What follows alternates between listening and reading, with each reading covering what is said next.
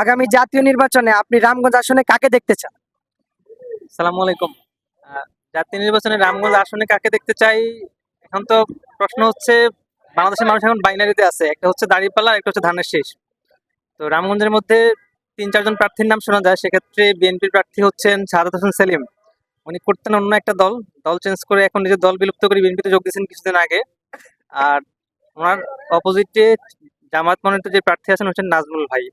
শাহাদাত হোসেন সেলিম সম্পর্কে বলতে গেলে উনি জনসংপৃক্ত ছিলেন না এলাকাতে, আমরা যতদূর জানি। আর নাজমুল ভাই পুরোটা সময় এলাকাতে ছিলেন।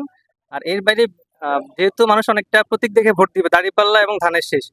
তো বিএনপির রাজনীতি ৫ আগস্ট পরবর্তীতে মানুষের যে প্রত্যাশা ছিল, যারা রাজনীতিতে গুণগত পরিবর্তন আসবে, রাজনীতিতে মাসল পাওয়ার থাকবে না, মানুষ হচ্ছে তার নিরাপত্তা পাবে, মানুষ তার কোনো ধরনের টেন্ডারবাজি, চাঁদাবাজি অথবা তার স্বাধীনতা হস্তক্ষেপ হবে না, এই টাইপের পরিবর্তন আসার কথা ছিল।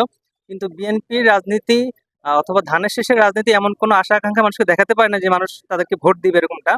তারপর তারা হয়তো তাদের দলীয় কর্মী বাহিনীর কাছ থেকে কিছু ভোট পেতে পারে, কিন্তু আমার কাছে মনে হচ্ছে রামগঞ্জের পরিস্থিতি নাজমুল ভাইয়ের দিকেই অনেকটা ঝুঁকে আছে।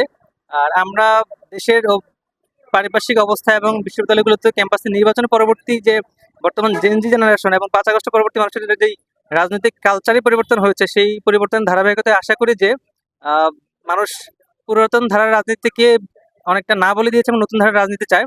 জামাত যেহেতু সেই নতুন জেনারেশন জেনজিকে এবং নতুন ধারার রাজনীতিকে তুলে ধরতে পেরেছে, মেলে ধরতে পেরেছে, এবং ২৪-এর অভ্যুত্থানের স্টেক নিয়ে ২৪-এর গণ অভ্যুত্থানের আশা আকাঙ্ক্ষা লালন করে, সেক্ষেত্রে জামাতের প্রার্থী অনেকটা এগিয়ে থাকবে, এটা আমার প্রত্যাশা।